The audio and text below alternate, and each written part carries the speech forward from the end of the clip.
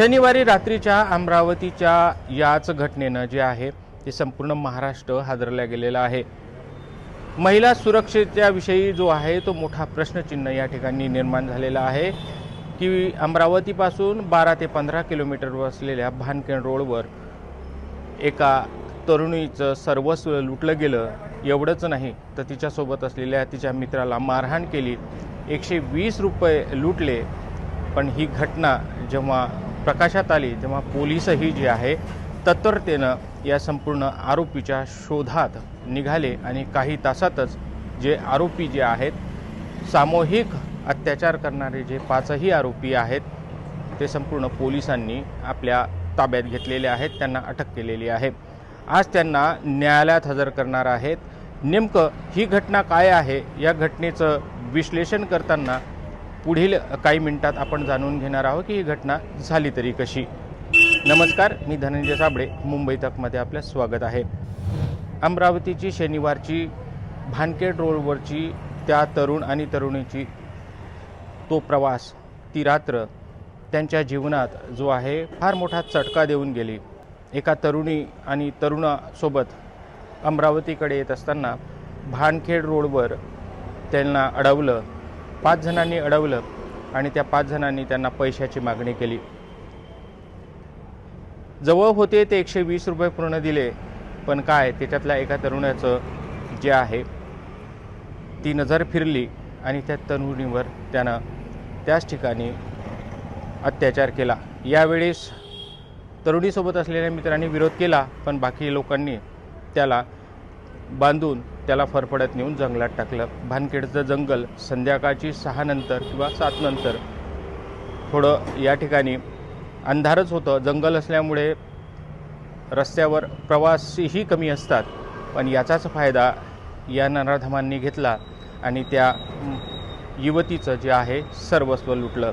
इतकंच नाही तर जी मिळालेली माहिती आहे की या नराधमांनी अत्याचार करत्या वेळेसचा जो व्हिडिओ आहे मोबाईलमध्ये तो कैद केल्याची माहिती आपल्यासमोर येते आहे आणि तो व्हिडिओ पोलिसांना अजून मिळाला नसला तरी त्याच आधारावर आज पोलीस जे आहेत ते न्यायालयात त्यांना हजर करताना त्यांना पोलीस कोठडीची मागणी करणार आहेत। नेमकं 8:30 वाजता भानखेड रोडवर काय झालं होतं हे दोन्हीही तरुण आणि तरुणी त्या भागात फिरायला गेला असल्याची माहिती आहे।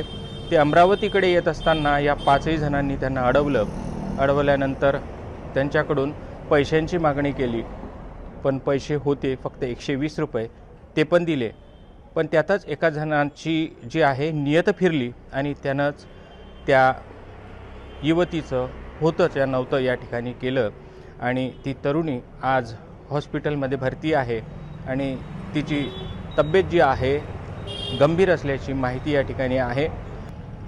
शनिवारच्या 8:30 वाजताची घटना झाल्यानंतर जे आहेत आरोपी संपूर्ण त्या ठिकाणून फरार झाले। तिच्यासोबत असलेल्या तिच्या मित्रानं तात्काळ याचा पोलिसांना संपर्क केला आणि जे वाहन त्याच्याजवळ होतं त्या वाहनाने कसाबसा तरुणीला घेऊन तो गाडगेनगर पोलीस स्टेशनला गेल्याची माहिती आपल्याला सूत्रांनी दिलेली आहे। नेमकं या प्रकरणी पोलिसांनी जे आहे तात्काळ चक्र फिरवले।